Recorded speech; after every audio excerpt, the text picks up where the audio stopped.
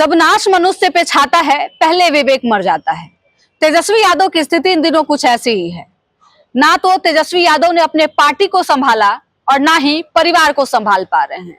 लोग तो अब ये तक कह रहे हैं कि तेजस्वी यादव ना तो एक अच्छे नेता बन पाए, ना एक अच्छे बेटा बने और ना ही एक अच्छे बड़े भाई बने।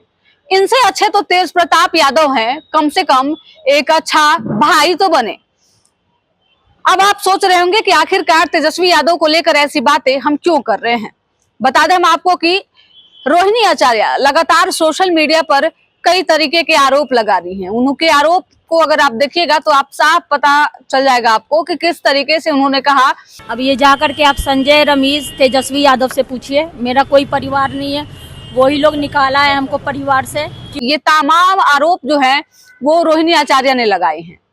अब सोचिए आखिरकार ऐसा क्या हुआ 14 और 15 तारीख को जिसके वजह से आरजेडी परिवार में इतना कलेश मच गया। घर के मामले जो हैं वो बाहर निकल गए, सड़कों पे इसकी बात की चर्चा होने लगी, चाहे वो तेज प्रताप यादव हो या फिर बिहार की जनता हो। सभी लोग जो हैं इसको लेकर अब बातचीत कर रहे हैं और लोग तो अब ये तक कह रहे हैं कि जैसी करनी वैसी भरनी, जैसा आपने किया है वैसा अब आप भर रहे हैं। देखिए बीते दिनों जब तेज प्रताप यादव की शादी हुई थी तो उस दौरान जो है वो ऐश्वर्या को लेकर कई मामले सामने आए थे। ऐश्वर्या ने जब राबड़ी देवी और लालू परिवार पे जब आरोप लगाए थे तो किसी ने ऐश्वर्या का भरोसा नहीं किया था। तो क्या उस समय ऐश्वर्या सच में गलत बोल रही थी या फिर अब रोहिणी के इस आरोप के बाद ये सिद्ध होता है कि लालू परिवार में ये सारी चीजें जो है वो आम बातें हैं, किसी के साथ भी ऐसा हो सकता है। दरअसल 14 तारीख को जो है आरजेडी के हार के बाद अब सभी लोग चाहते थे कि एक समीक्षा बैठक बुलाई जाए और इस बैठक में इस बात पे चर्चा हो कि आखिरकार आरजेडी की इतनी बुरी स्थिति हुई तो हुई कैसे। रोहिणी और तेजस्वी के बीच बातें इतनी बढ़ी कि चप्पल उठाने तक की नौबत आई। गालियों की जो बातें हो रही है, कहा यह जा रहा है कि मामला यही नहीं रुका, तेजस्वी और रोहिणी के बीच ही बातचीत नहीं हुआ बल्कि बीच में रैचल यादव ने भी इंटरफेरेंस दिखाया अपना और लगातार इन लोगों के बीच जो है वो वाद विवाद हो गया। इतने में रोहिणी गुस्से से तमतमाई हुई, घर छोड़कर जाने के लिए तैयार हो गई और तब मीसा भारती और राबड़ी देवी ने बीच बचाव किया और रोहिणी को समझाया। इसके बाद रोहिणी यादव ने जो है वो सोशल मीडिया पर एक ट्वीट किया और उन्होंने बताया कि आखिरकार आरजेडी में जिस तरीके की परिस्थितियां बनी हैं, हार का जिम्मा जो है वो कोई क्यों नहीं ले रहा है, चलिए सारा जिम्मा हम लेते हैं, जबकि हमको ऐसा ही करने के लिए कहा गया था।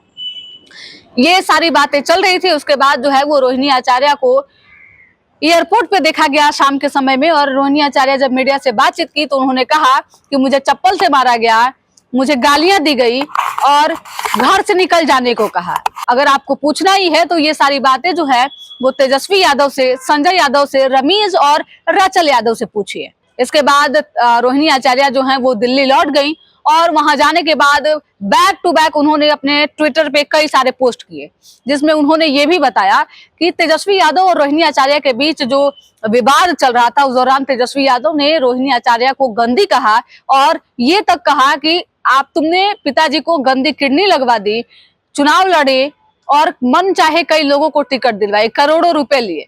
ये सारी बातें रोहिणी आचार्य लिखती हैं और इसके साथ ही कहती हैं कि रोहिणी जैसी बेटी जो है वो किसी के परिवार में न हो। अब खबरें ये भी है कि घर से निकलने में सिर्फ रोहिणी आचार्य ही घर छोड़कर नहीं गई हैं। इसके अलावा उनकी और जो 3 बहनें यहाँ रहा करती थी, हेमा यादव और जो लोग थी, वो तीनों बहनों को भी एयरपोर्ट पे देखा गया। यानी रोहिणी के एक तरह से पक्ष में कहिए या फिर रोहिणी के समर्थन में बाकी सारी बहनें तेजस्वी की जो है वो भी पटना आवास उनका छोड़कर घर जो है वो अब अपने अपने घर जा चुकी हैं। अब देखिए आखिरकार संजय यादव है कौन जिसपे तेजस्वी यादव इतना ट्रस्ट करते हैं।